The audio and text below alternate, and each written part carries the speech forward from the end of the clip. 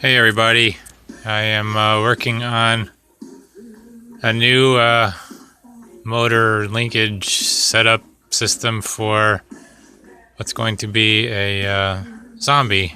It's actually going to be this guy. He's going to get redone. That's the ghoul from the ghoul's wedding feast.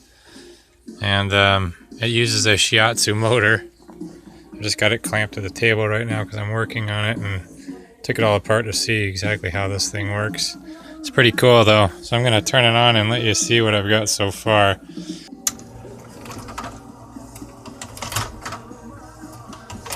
Not quite as fluid as I'd like, but that might not be a bad thing.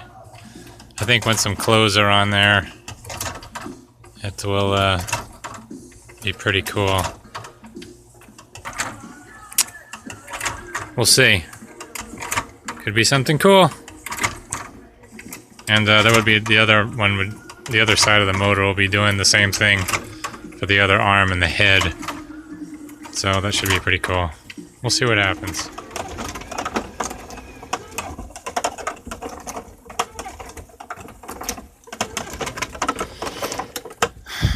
Okay, guys, that is how far I've gotten.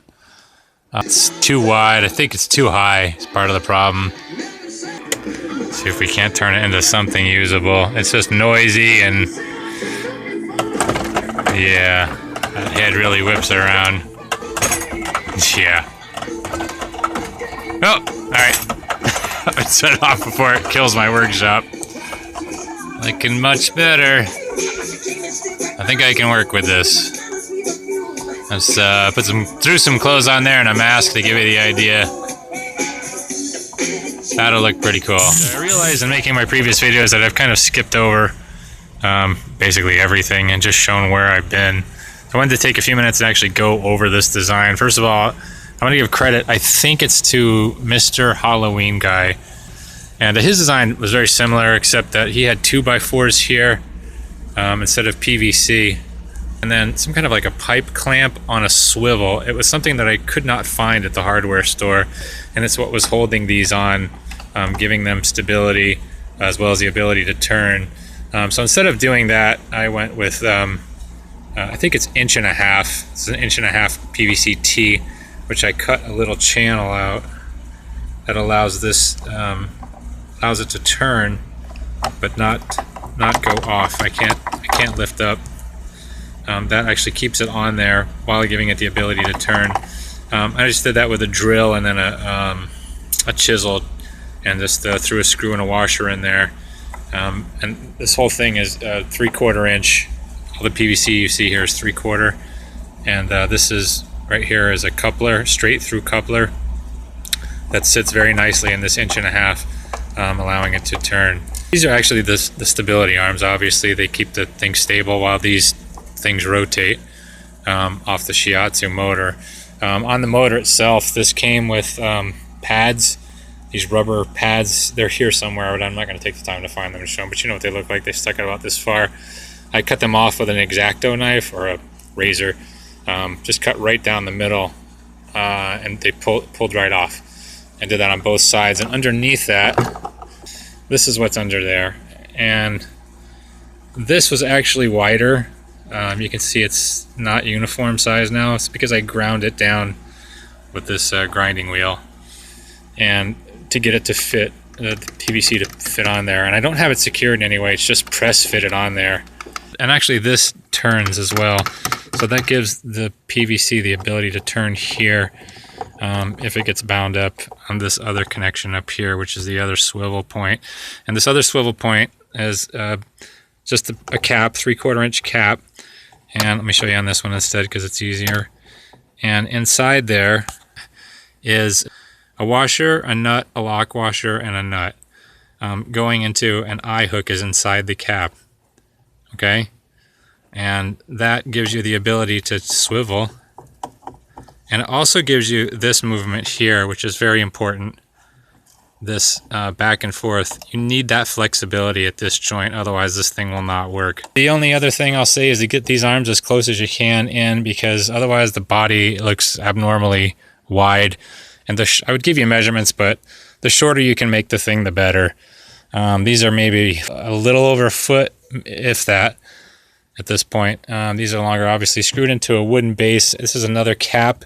It's the exact same thing. Again, with a hole through it. I did carve out a little channel here for the cap to sit in. This is with a 1 1/8 inch spade bit. Drilled that down and took a, I forget what size, another regular bit, just drilled right through so that I could run a bolt through there. And that is actually, that's how these arms, these support arms are attached. But here, this you can see the bolt and the nut and the bolt underneath. Again, it doesn't matter if this thing sits flush right now because it's going to be suspended in the air on some 2x4s for legs, so it doesn't matter. But nothing here is glued yet, and I probably won't glue it. I'm probably just going to drive screws through anything that needs to be attached so that I can make adjustments later if necessary. I'll show you guys what I changed.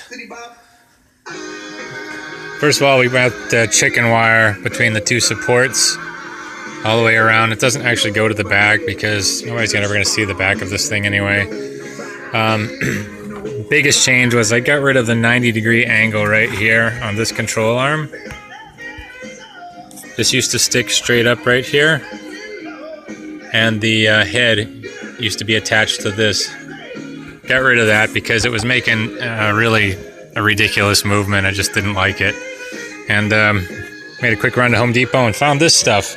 I'm kind of strapping, but it's very flexible. It's me pushing back on it. So all I did was I bolted that to the bottom, ran this up around the outside of the contraption here, bent it up, and jammed that up inside of the styrofoam head. And then I drilled a couple of holes right here in this control arm, ran some zip ties, and by tightening up and loosening these zip ties, or setting them, I can determine how much back and forth head movement I get out of the prop. And this is it with the close off. So it's a lot more realistic looking with just the head rocking back and forth like that. It's smooth, it's quiet now, it's working pretty well. All I've got left to do here is attach those shoes to this board through those 2x4s.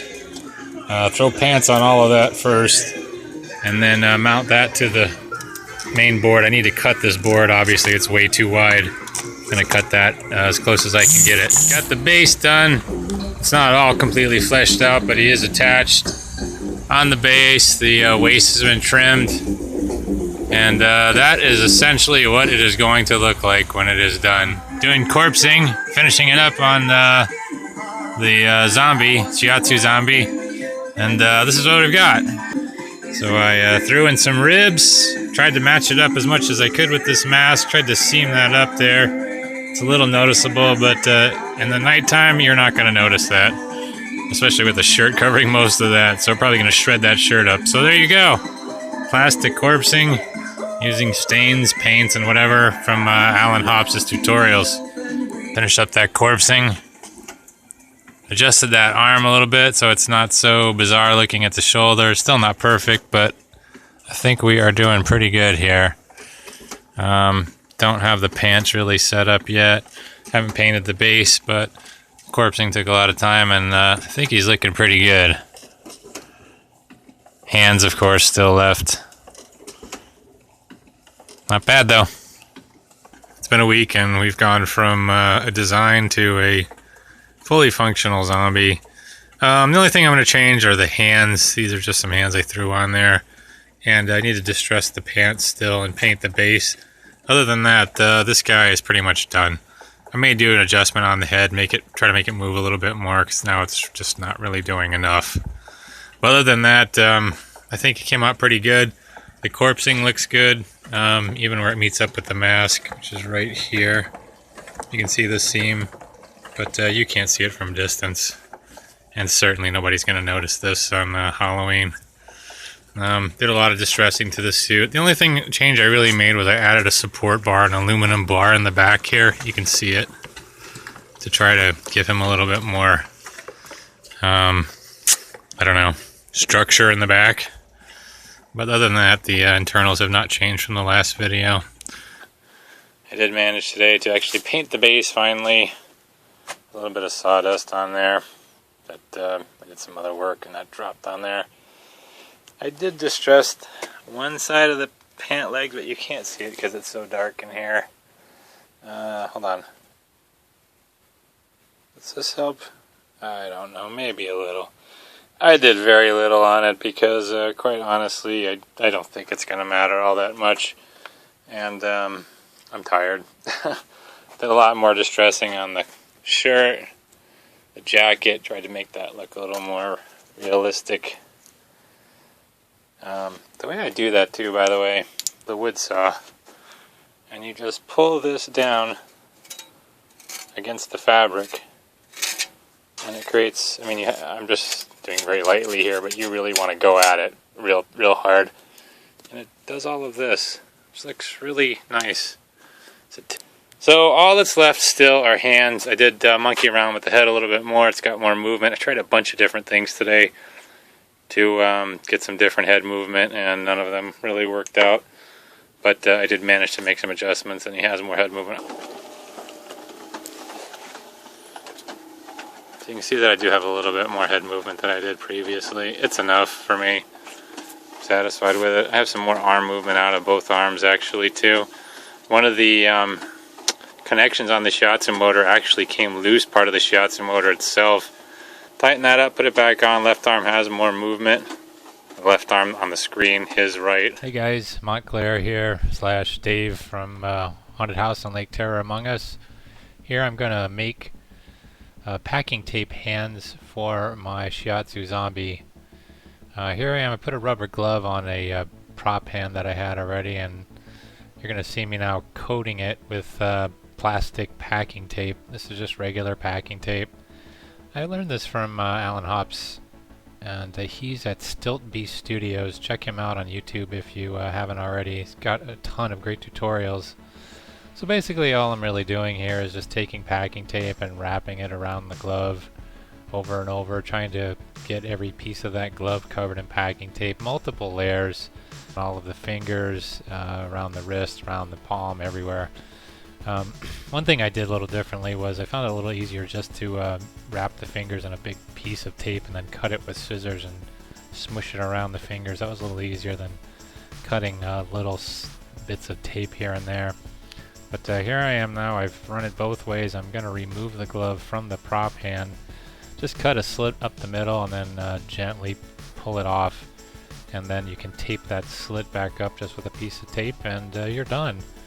It's a pretty easy technique. Here I am just coating it with black spray paint. I found that this worked pretty well.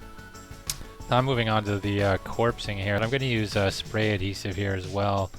The corpsing is just done with, this was plastic bags, like grocery bags that you have. I'm just going to wrap each finger and every section of the hand with plastic bags and then heat it with a heat gun, which shrinks it down and will give you that cool skin, that rotting flesh effect.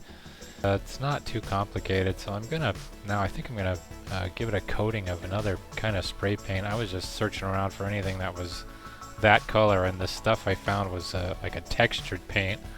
I have no idea exactly what it was, but just spray paint. I just sprayed it on there, dried it up with the heat gun as quick as I could, and then I'm going to go at this very shortly with stain. Here I am mixing up two different colors of stain. I have there's like a reddish color you can see there, and I'm going to darken that up with like an ebony, I think it was called. And this is just regular stain you can get at Home Depot. Alan uses this gel stain from Tandy Leather, but I don't have access to that, and this stuff seems to work just as well for me, so I'm going to slop it on here pretty generously. Just really coating every little bit of the hand here, and it's pretty simple. Just get a brush and get that hand covered with the really dark stain. You want to get into every nook and cranny here. You really want the dark to be your kind of like your base here. Well, more or less. Now I'm doing like an antiquing technique where I'm rubbing that off, and it's going to leave the dark stain in the deeper parts of the hand. You can see it there on the thumb, around the knuckles. And here I am going to mix up to match the prop that I have. I'm mixing up some yellow I'm using the same dirty brush here, so it's not anything, you know, special. Mixing up some yellow, mixing that in with some of that brown stain. I think that's just acrylic paint if I'm not mistaken. This is like a dry brush technique, so that you still have the dark and you, but you've got, you know, highlights coming out now. You can see how the hand is, you know, more brown now than it was previously.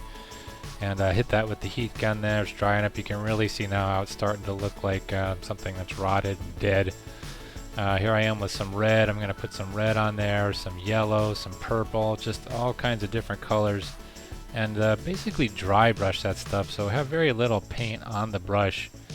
But you know, lightly go over the highlights and or the whole hand, and it'll catch all of the ridges. Here's the purple I'm going to put on.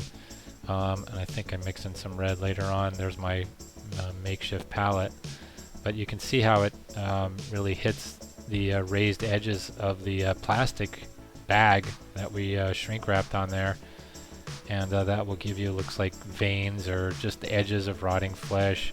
I'm going to do a little bit more yellow here to like make it pop a little bit more. And don't be afraid to really go at it, because worst case scenario, you can just wipe the stuff off and go at it again with the stain. But really, it's really starting to take shape now, and you can see how it's it looks like dead, rotted flesh, and that's just packing tape with plastic bag shrink wrap. So here it is on the prop. I actually painted on fingernails a little bit. You can kind of see them there. This photo kind of washed out the picture, so it's not really showing all of the colors, but there's another shot of the palm. But you can really see the, you know, crevices and the peaks and what's sticking up there. Here's the other hand that I did, a little bit more color there, and that one actually came out quite well. And here he is on my Shiatsu zombie prop.